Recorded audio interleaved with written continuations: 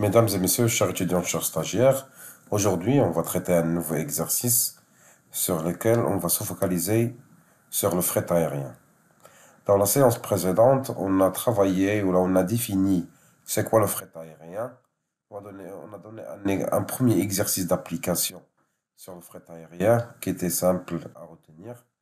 Alors aujourd'hui, on va traiter un deuxième exercice d'application sur le fret aérien sur lequel on va voir une ou deux règles nouvelles sur le fret aérien.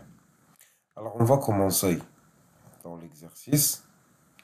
Donc, qu'est-ce qu'on a dans l'exercice? On a une entreprise installée dans la région de Paris, a décidé de quoi? De envoyer par envoi aérien des bijoux en destination de New York. Donc, l'expédition contient 5 colis dont les paramètres sont 0,4 mètres x 0,4 mètres x 0,4 mètres. Où chaque colis, alors, il a comme poids 6 kg chacun. Cette expédition, elle est organisée chaque semaine. Le tarif IATA, on va définir c'est quoi IATA tout à l'heure, Paris-New York, se présente comme suit. Si le poids entre 0 et 45, il faut payer par kilo 4,6 euros. Si le poids entre 45 kg et 100 kg, il faut payer 3,7 euros par kilo. Si le poids entre 100 et 500, il faut payer 2,7 euros par kilo. Si le poids est supérieur à 500, il faut payer 2,2 euros par kilo, à condition que le minimum de la taxe ne doit pas être inférieur à 50 euros. Comme travail à faire, il faut calculer combien on va payer le fret. Premièrement, ce qui est inconnu de l'exercice, c'est IATA. C'est quoi le tarif IATA? Donc, maintenant, il faut parler de IATA. Alors, IATA, il y a une organisation. Alors, c'est une organisation, c'est une association, les fait sous les sociétés aériennes. Donc, c'est une association internationale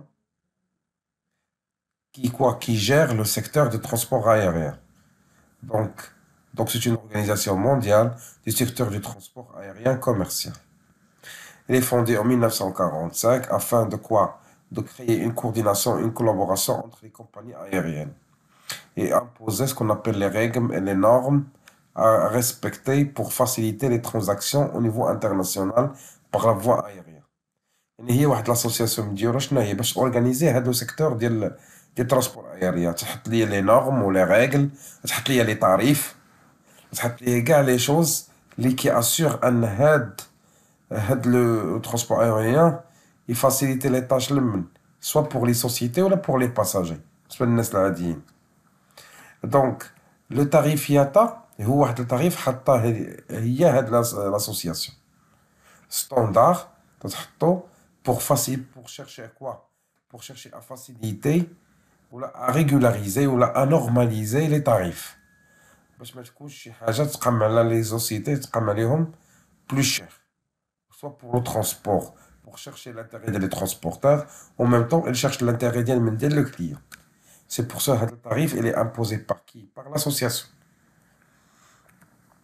Alors, on va travailler maintenant sur la correction de l'exercice. Donc, là, on a votre entreprise installée, etc. L'expédition de type est le suivant. On a 5 colis dont les paramètres sont 0,4, 0, يعني كل colis fait la tôle, la longueur ou la hauteur ou la largeur 0,4 fois 0,4 fois 0,3. Où chaque colis il a un poids de 6 kg chacun. Alors si on va commencer par le poids réel de l'expédition. On a 5 colis. Quel colis combien a le poids? 6 kg, ce qui est égal à 30 kg. Ça, c'est le poids réel. Maintenant, on va passer au poids volumique, où là, on parle du volume de l'expédition.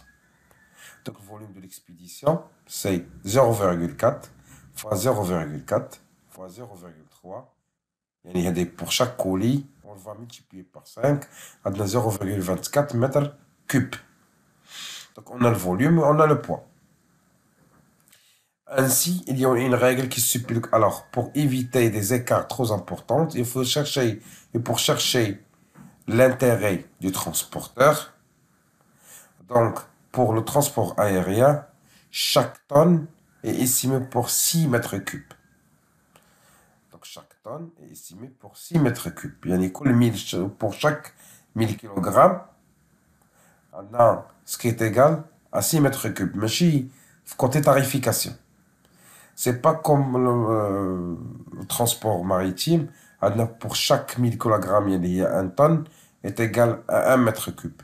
Ici, là, pour chaque tonne, 1000 kg est égal, la tarification est égale à 6 mètres cubes. Donc, on va le transférer pour notre exercice pour bien cerner les choses. Alors, on a fait l'exercice pour chaque tonne de 1000 kg, il est relatif à 6 mètres cubes. Mais ici, dans l'opération, on a combien? On a 0,24 mètres cubes. Alors, quel est l'équivalent d'IA en kilogrammes? Alors, pour un inconnu A kilogramme, il va me donner l'équivalent d'IA à 0,24 mètres cubes. Donc, on va chercher qui est l'équivalent en kilogrammes. Donc, 6 fois A, ce qu'on appelle la combinaison réciproque, donc on va multiplier 6 fois A est égal, alors 1000 kg les 1 tonne fois 0,24 mètres cubes. Donc pour chercher le A est égal 1000 fois 24 divisé sur 6. Alors ce qui est égal à combien? À 40 kg. Donc, non, en appliquant la méthode le tonne avec le mètre cube, on a trouvé pour 0,24 mètres cubes, on a 40 kg. Ça, ce qu'on appelle le poids fictif.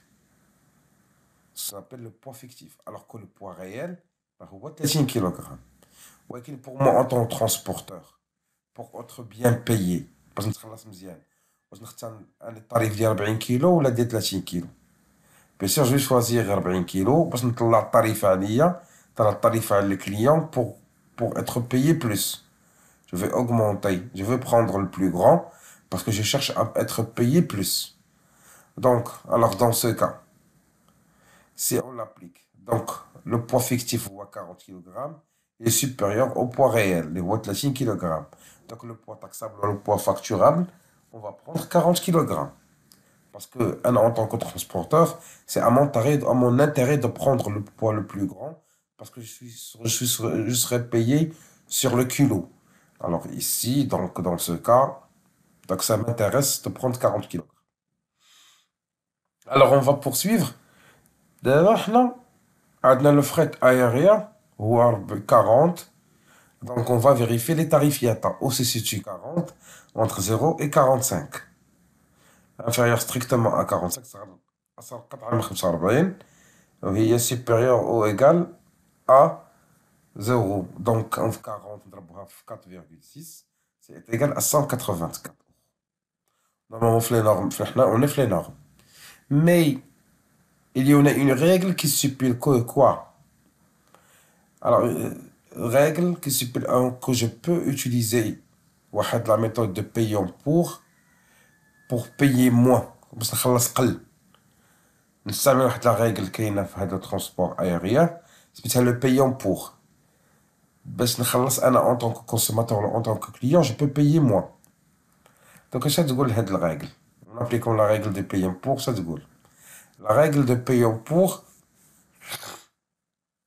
stipule que le client doit appliquer une certaine règle, une méthode de taxation afin de quoi? D'éviter de payer un montant plus cher. C'est-à-dire, c'est une méthode de taxation qui permet de calculer un tarif de transport plus intéressant pour un client, c'est-à-dire pour ne pas payer plus. Alors, donc en utilisant la règle, donc au lieu de choisir le poids de 40, je peux augmenter jusqu'à 45. Une fois j'ai choisi un poids supérieur, qui sont bizarres. Parce que je vais augmenter les tarifs de paiement. Mais si on augmente le 45, on va entrer dans la deuxième tranche. Il y a 45, il y a 45 inférieur ou égal à un poids inférieur ou strictement inférieur à 100. La deuxième tranche, j'ai le tarif IATA. Si on passe aux deuxième tranche, donc on ne va pas appliquer 4,6 euros, on va appliquer 3,7 euros. Donc pour calculer avec le poids de 45, on va le multiplier par 3,7. Ce qui va me donner 166 facile à 5 euros. يعني une fois que j'ai 5 kilos, j'ai augmenté à 5 kilos ليا فيكتيف du côté fictif. C'est pareil, elle doit être 45 kilos. دخلت في la tranche الثانية. وما دخلت في la tranche الثانية, automatiquement, je dois multiplier par 3,7. Ce qui va me donner 166,5 euros. Donc, le paiement il est inférieur à 184. C'est bien pour moi en tant que client. Bien, parce que je veux payer moins. Alors, le fret aérien à payer d'abord est de 166,5 euros. Donc, à travers l'exercice d'application, on a pu utiliser une ou deux méthodes pour le calcul de le fret aérien. On vous remercie de votre patience et de votre concentration. Passez une excellente journée et à la prochaine. Salam alaikum.